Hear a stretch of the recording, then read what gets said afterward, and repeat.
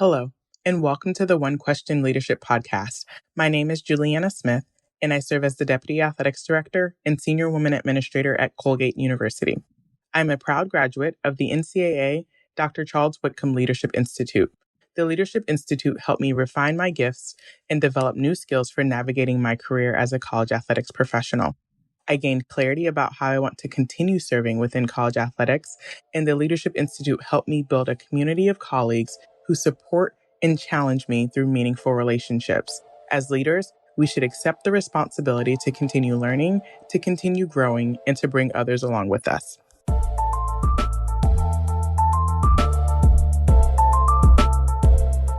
Greetings, this is Ty Brown, and welcome to the One Question Leadership Podcast, where we highlight executive and organizational leadership. Be sure to follow us on Twitter and Instagram at 1Q Leadership. Also, be sure to like, subscribe, and review 1Q wherever you listen to podcasts. Our guest today is Coach Frank Solich. Coach Solich is the coach at Ohio University and has been here for, I believe, 17 seasons. Yeah, going on 17, Going I on think. 17 years here at Ohio University. Greetings, Coach. Thanks for joining us. Oh, thank you. I appreciate it. Now, Coach, I don't know if we've known each other, but I've known you for a long time. I worked for almost 15 years at the American Football Coaches Association, culminating in the role of Director of Education. So it was my job to put together the convention in terms of the speakers. It was my job to put together whatever articles were in our publications. And it was my job really to, as I defined it, to facilitate the conversation of the game of football, the football coaching profession, and the well-being of those who played the game, which is what I did at AFCA and what AFCA continues to do now. Thinking about you, there's an aspect of longevity in leadership, right? Where you were the head coach in Nebraska, that changes. You come to here at Ohio University, and you maintain a level of stability, which I'm sure people appreciate. So I wonder about your philosophy on leadership, and has it evolved, as you go from Nebraska and leave there with a winning record, and you come to Ohio and build this thing up to what it is now and where you want to take it, just kind of the evolution of leadership and longevity that you have. Any thoughts you have on that? Sure. Well, I was fortunate in my career, Ty, throughout it, around nothing but good people, good coaches. And so it was a learning process for me, and I continued to learn through my years of high school coaching. I've been involved with the sport for well over 50 years, and I've only had 4 jobs. 2 of them were high school jobs right in Lincoln, one in Lincoln, Nebraska, one in Omaha, Nebraska, and then at the University of Nebraska as an assistant for a lot of years, head coach for 6 years, and now I think right around 17 years here at Ohio. And so I think that, as I look back on it, I think you've got to be open to change, and you got to make some adjustments along the way. A lot of those adjustments were in X's and O's as I matured in the coaching ranks. But how you handle players, how you handle your coaches, I think has remained constant through my coaching career. And I was really fortunate to be around a guy named Bob Devaney as a player when he was coach at Nebraska, and saw how he treated his players. Guys loved playing for Bob, and he was a great coach, obviously nationally recognized. And then I had the fortune of being under Tom Osborne as an assistant for many, many years, and he was all about developing great leadership within a program, and his presence and how he went about things, I think, was masterful in terms of being able to develop leaders within your program, and have your coaches coach the way that you would like them to coach. Everybody's got their own style, their own personality. But coaches do follow the head coaches a little bit. If you're a yelling and screamer, they're probably going to be yelling and screaming all the time. If you're kind of calm, like Coach Osborne was, you're going to have a little bit of that in the staff. And obviously, that doesn't mean you don't have great energy, because energy's got to be there. the key to it. Whether you're talking about um, energy during game time, energy at practice, energy on the road recruiting. It all comes back to a little bit of a work ethic and energy, and that was all shown to me in terms of how Coach Osborne, how he worked at the game and how he developed his players. So really, I just kind of stole from him Yeah, as right, I exactly. got into coaching, and then I was fortunate to be around a lot of coaches. And when you're in this game, as long as I've been, you're going to be around a lot of really good coaches, and you're going to learn from all of them if you open yourself up to always learning and always searching for good ways to do things, ways to improve. Then you're going to have your best shot. Your kids are going to recognize that your intention is to make the program better, which in turn usually makes the player better. And so that's basically been Then how my you've done it. philosophy. Yeah. I wonder, Coach. Here's something I've always wondered, working at the AFCA as long as I did. When we had Tom Osborne as one of the master coaches, it's almost a similar thing. I wonder about like a Tony Dungy. Did they ever yell? Like, were they always these even keeled, calm guys? Like, Now I would say I don't know that I saw Coach Osborne truly yell. right? I saw him get stern, very stern. Yeah, you knew when they. Yeah, right, Yeah, exactly. but actually just scream his head off. Mm-hmm. No, he was really composed, under control, and he would pull you aside at times and give you a tip or two Yeah, on that's interesting. yeah, that would be helpful for you, and how you work things and how you treated people, and so that was just remarkable to me to be able to learn at a fairly early age in my career Kind of and how be to able get to the most out of people yeah without yeah cursing them or yeah whatever kind of situation. and I don't pass a player whether it's in the parking lot or um, in the weight room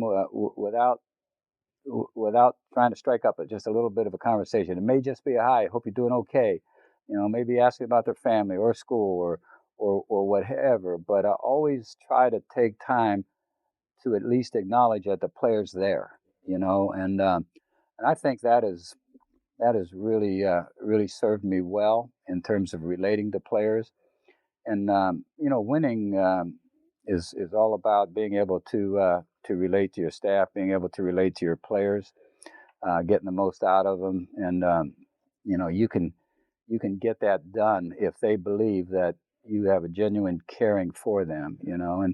And that caring, obviously, as a lot of coaches know and have stated, that's got to carry beyond the time to just kick the ball off. Exactly. Yeah, right. Exactly. It's got to be how they're doing it in the classroom and how they're relating to everybody, making sure that no one's depressed.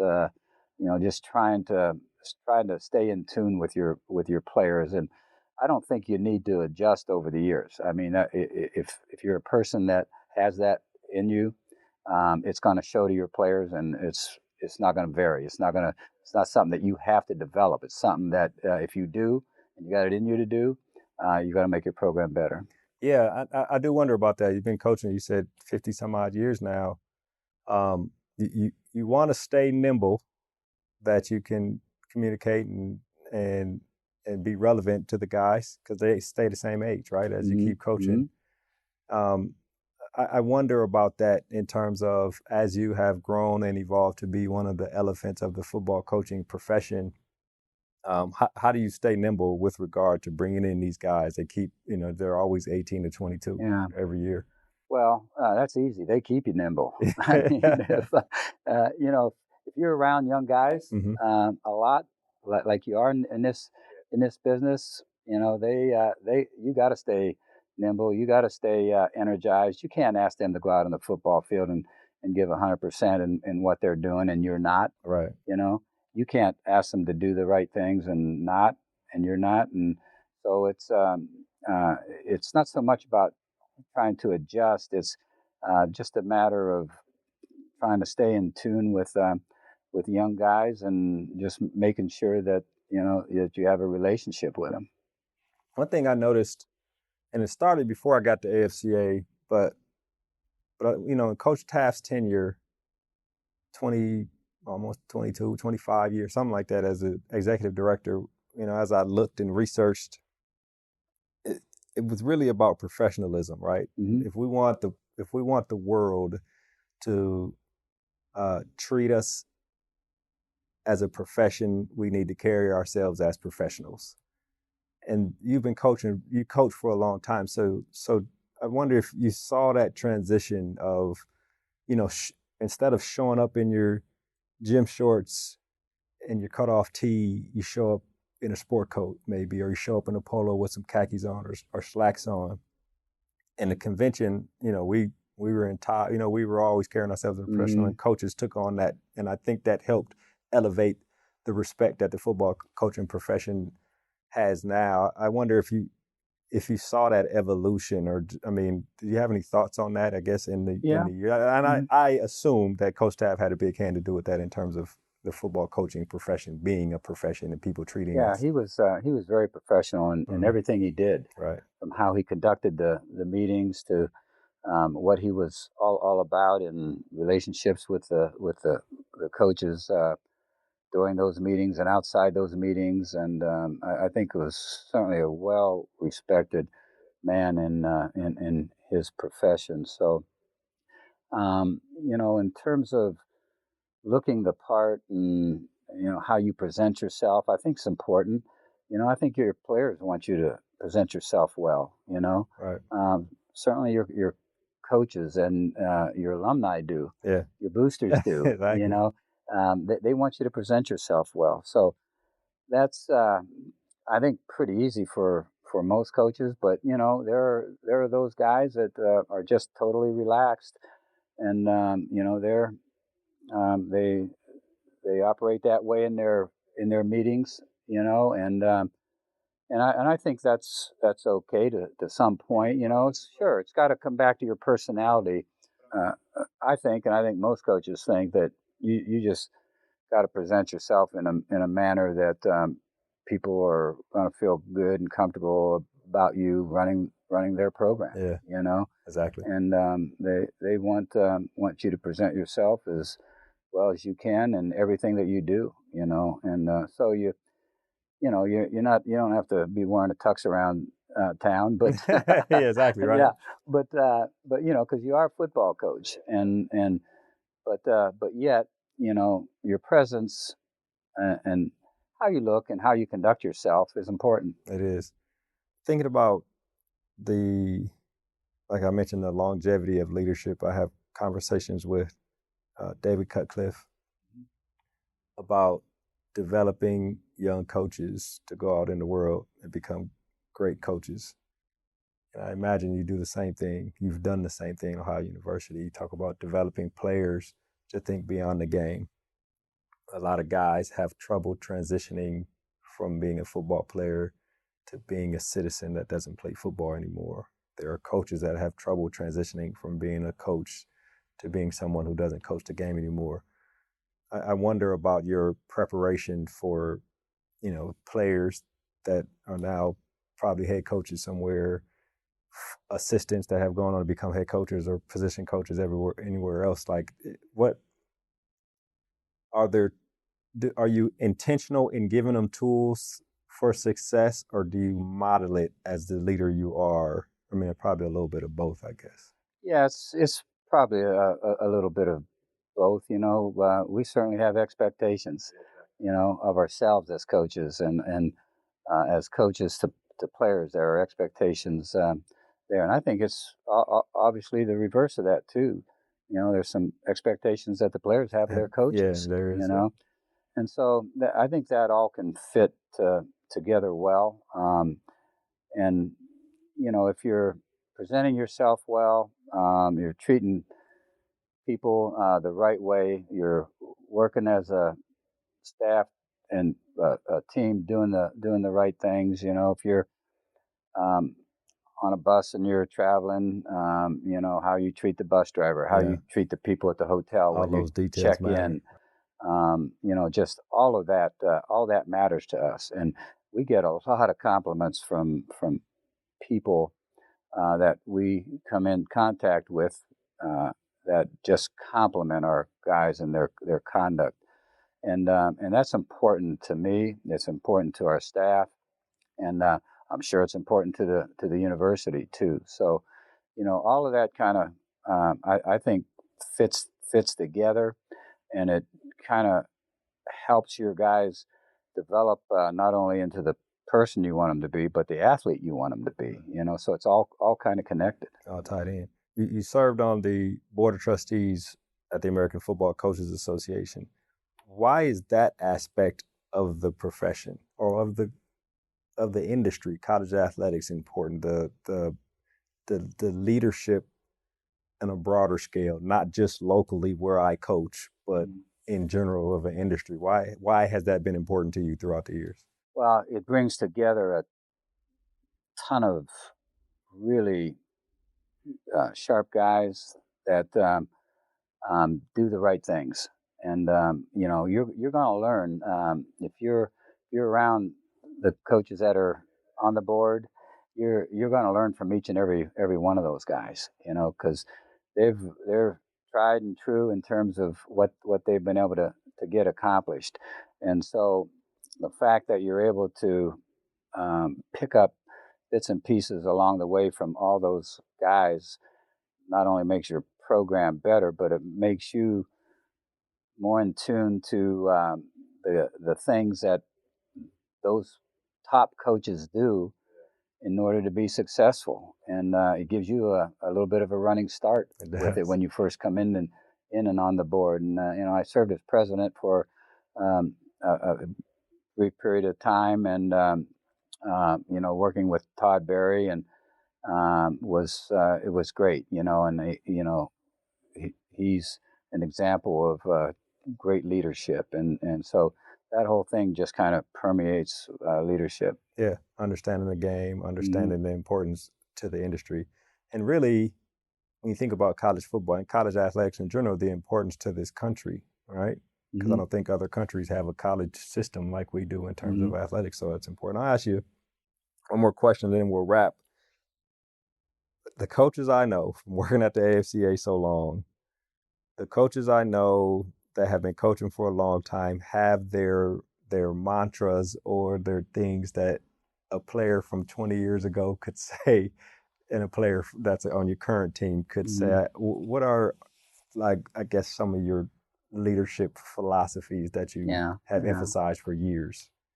Yeah, we've got it down on the second floor. As you get off the elevator, it's rise up, and each of those letters stand for, R stands for respect, and so forth.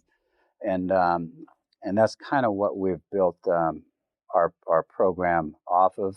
We wanted to place it there so that they're always coming up to the second floor for meetings, and when they get off the elevator, that's staring them right in the face, And a lot of times we'll, on getting to them on Teamworks or an email to those guys, we'll use that as a final saying, and it holds a lot to us in terms of, holds a lot for us in terms of what we want to be, where we're at, where we want to get to. Right. Yeah, and important. Well, Coach, this has been an excellent conversation. I really appreciate you joining us on the One Question Leadership Podcast. All right. Thank you, Ty. Appreciate it. Yes, sir. That was Coach Frank Solich. He is the head football coach at Ohio University. And of course, I am Ty Brown with one question. And keep in mind, the role of a leader is to create and maintain an environment that people want to be a part of. And as always, be better tomorrow than you are today.